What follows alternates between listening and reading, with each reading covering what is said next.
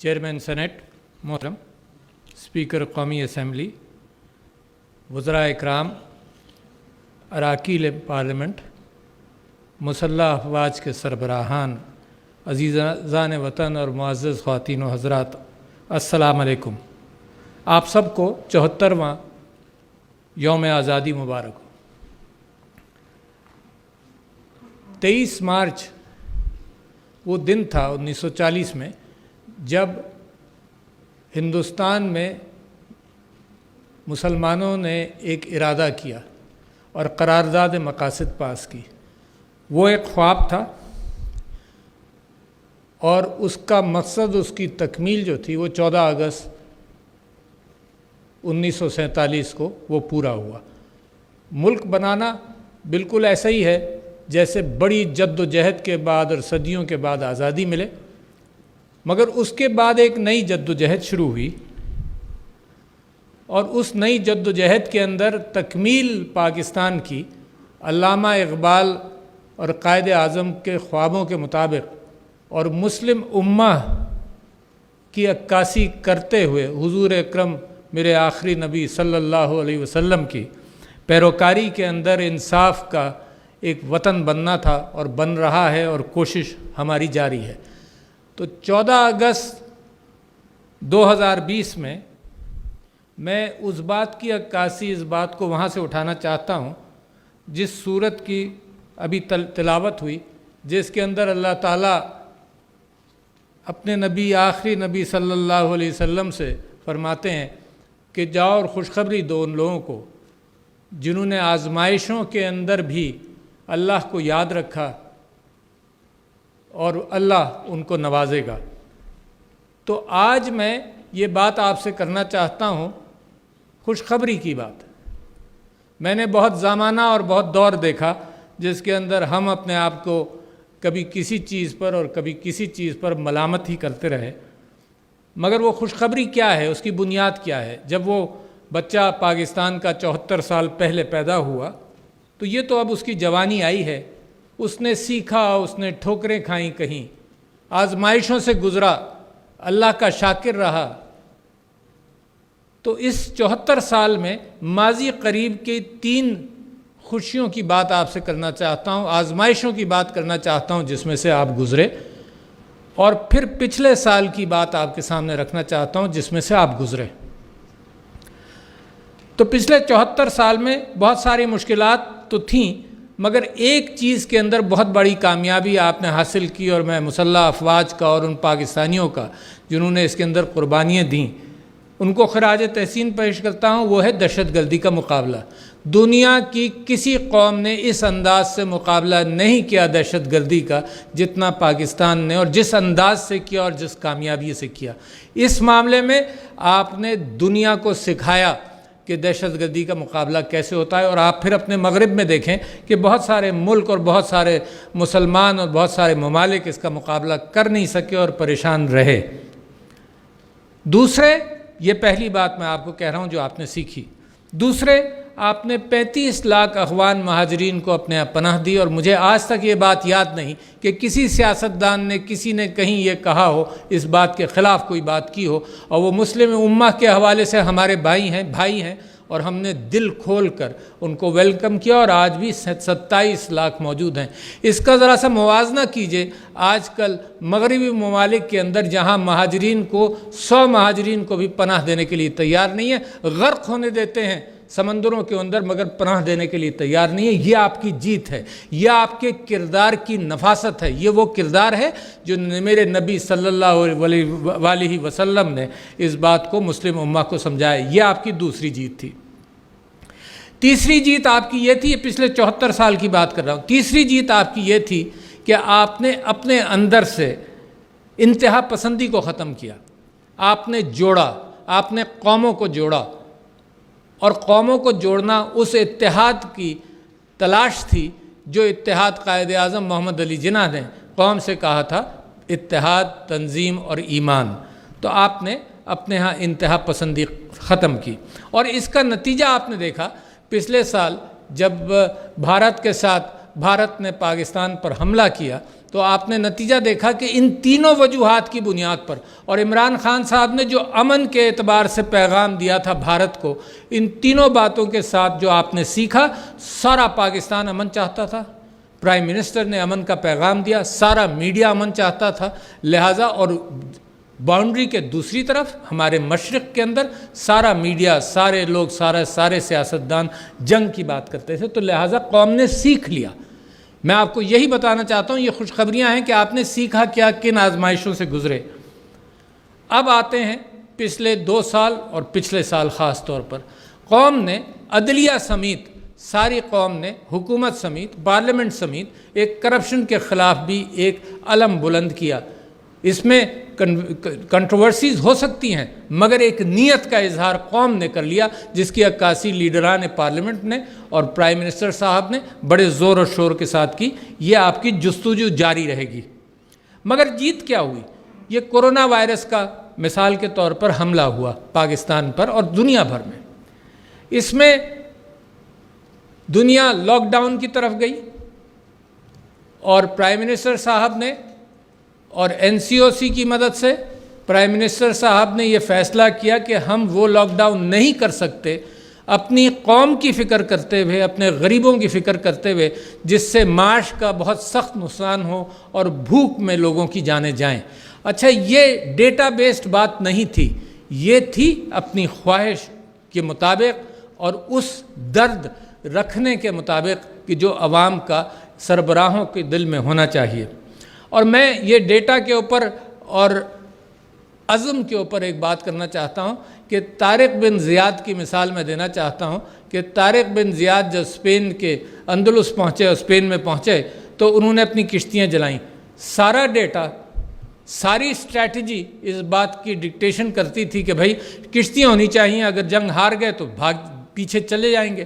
مگر یہ ایک ویژن اور عزم ہوتا ہے، ایک اس بات کا اظہار ہوتا ہے لوگوں کے ساتھ کہ نہیں، مشکل طریقہ ہے، مشکل راستہ ہے، مگر اپنی قوم کے لیے اور اپنے لوگوں کے لیے یہی راستہ اپنانا پڑے گا۔ تو یہ راستہ آپ کی لیڈرشپ نے اپنایا۔ میں عمران خان صاحب کو اس بات پر خراج تحسین پیش کرتا ہوں۔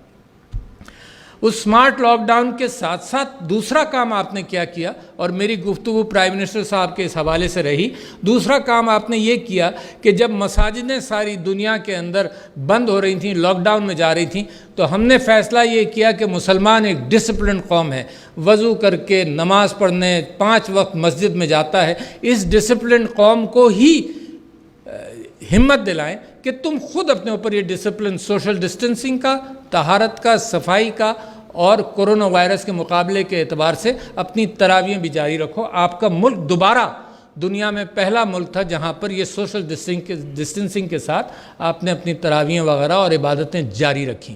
اور دیکھو، اللہ سے تعلق رکھا ہم نے۔ جب اللہ سے ہم نے تعلق رکھا تو ہماری جو کوششیں تھیں اسمارٹ لاک ڈاؤن کی، which was a risky situation, اس میں اللہ تعالیٰ نے برکت ڈالی۔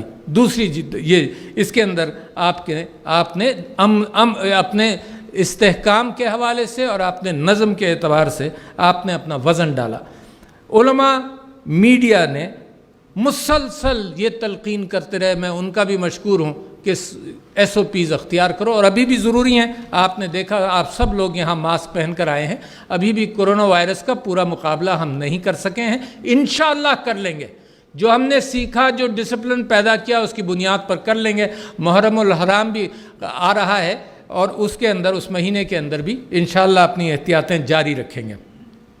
میں اس کے ساتھ ساتھ ڈاکٹرز کا پہلے ان لوگوں کے ساتھ بھی تعزیت کر لوں جن کے لواحقین اس کے اندر فوت ہوئے، اور ان ڈاکٹرز، نرسز کا شکر گزار ہوں جنہوں نے اس کے اندر بڑی محنت کی۔ مگر یہ جیت کس طرح سے؟ یہ تو آپ نے کیا نا، مگر آپ دوسری قوموں کو دیکھیں۔ جب ہم نے SOPs مساجد کے حوالے سے بات طے کی تو سب لوگ، کریٹیکل لوگ جو کرٹیسائز کر رہے تھے، انہوں نے کہا کہ یہ قوم انڈسپلنڈ ہے، یہ قوم ان پڑھ ہے، یہ نہیں کر سکتی۔ تم دیکھنا یورپ میں اور مغرب کے اندر کس طرح سے ڈسپلن ہوگا، اور آپ کو تعجب ہوگا کہ آپ نے یہ دیکھا کہ وہاں کے بیچز کے اندر وہاں کیسے لوگوں نے مظاہرہ کیا، اور پاکستان کے اندر کیا مظاہرہ کیا۔ وی ور سرٹنلی بیٹر۔ یہ قوم کا اخلاق اور قوم کا تنظیم کے اعتبار سے ایک کنوکشن بہتر ہوا۔ پھر کیا ہوا اسی کے اندر؟ میں سمجھتا ہوں کہ پاکستان کی تاریخ میں ایسی بات نہیں ہوئی، دوسرے ممالک نے یہ کہا کہ ہمیں پاکستان سے سیکھنا چاہیے۔ تو میں جو آپ کے سامنے خوشخبریوں کی ایک لمبی قطار اور چیزیں بیان کر رہا ہوں، وہ اسی نیت سے کر رہا ہوں کہ یہ بچہ جیسے جوان ہو رہا ہے تو بچوں کو اور بڑوں کو اور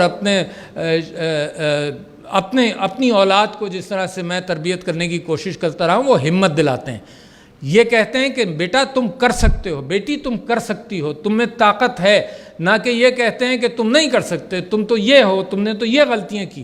تو لہٰذا اس 14 اگست کو میں وہ خوشخبریاں آپ کے سامنے رکھنا چاہتا ہوں، سنت نبوی پر عمل کرنے کی کوشش ہی کر سکتا ہوں کہ مسلمان قوم اور خاص طور پر پاکستان کی قوم جو ہے وہ اٹھ کر جو کھڑی ہو رہی ہے۔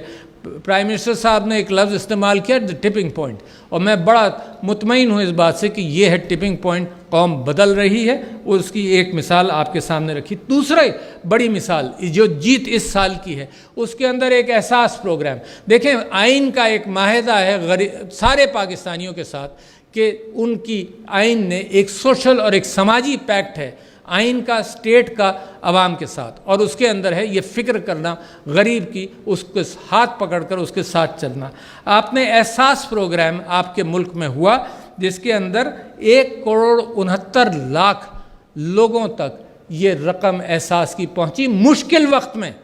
اچھا، مشکل وقت ہی وہ وقت ہوتا ہے جس کے اندر آپ کا رشتہ دار اگر بیمار ہو، پریشان ہو، آپ مدد کرتے ہیں تو وہ بانڈنگ ہوتی ہے، وہ آپ کی محبتیں بڑھ جاتی ہیں۔ تو اسٹیٹ نے عوام کے ساتھ ایک بہت بڑی بانڈنگ کی ہے، یہ محبتیں یہ قوم متحد ہوئی ہے اس بنیاد کے اوپر، اور 1,69,00,000 لوگوں تک یہ احساس پروگرام جو بہت ٹرانسپیرنٹ، جس پر بہت کسی نے انگلی نہیں اٹھائی، جس کے متعلق پرائم منسٹر صاحب نے مودی صاحب کو کہا کہ ہم سے ایک بات اگر ہم تمہارے شیئر کر سکتے ہیں تو یہ لے لو، یہ بہت اچھا ہم نے طریقہ کار اختیار کیا۔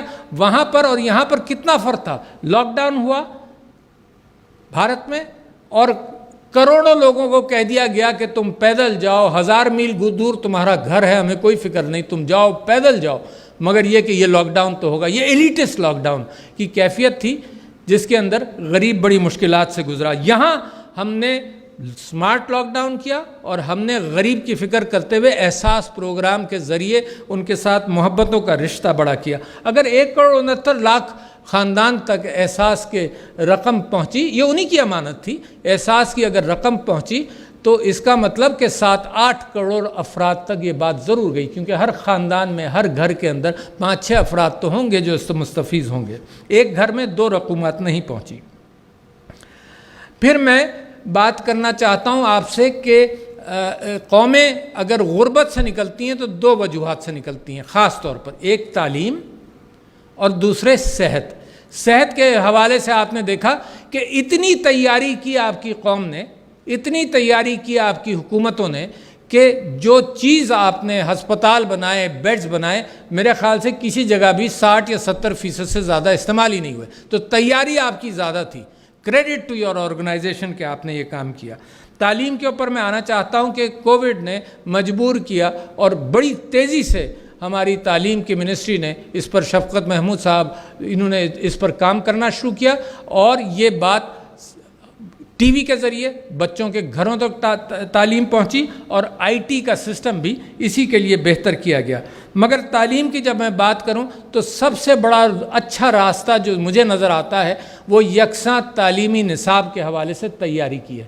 اس میں کیا ہوتا ہے، اس میں ساری قوم ایک اچھے انداز سے اکٹھا ایک سوچ کے اعتبار سے آگے بڑھے گی، اور کنٹروورسیز کم ہو کر سب کا سٹینڈرڈ بڑھایا جائے گا۔ یہ کم سٹینڈرڈ ایک کرنے کا مطلب یہ نہیں ہوتا کہ کم کیا جائے، سب کا سٹینڈرڈ بڑھایا جائے گا۔ یکساں تعلیمی نصاب ایک پاکستانیت اور ایک مسلمان کو اچھا علم دے گی۔ اس کے ساتھ ساتھ 50,000 طلباء کو اسکالرشپس دی گئیں، 50,000 ہائر ایجوکیشن کے لیے، یعنی سرپلس تھیں اسکالرشپس۔ اور اس کے برعکس پہلے دیکھیے نا، آپ تو سیکھتے ہوئے آ رہے ہیں نا، تو پچھلے تقریباً 17 سالوں میں کل 28,000 اسکالرشپس دی گئی تھیں، یہ 50,000۔ تو جو آپ کی قوم ترقی کرے گی، مضبوط ہوگی، غربت سے نکلے گی، اس کی 2 وجوہات ہوں گی۔ صحت کا خیال رکھا جائے، ماشاءاللہ بڑی اچھی طرح سے، قوم کو میں مبارکباد دیتا ہوں کہ انہوں نے صحت کا کس انداز سے خیال کیا۔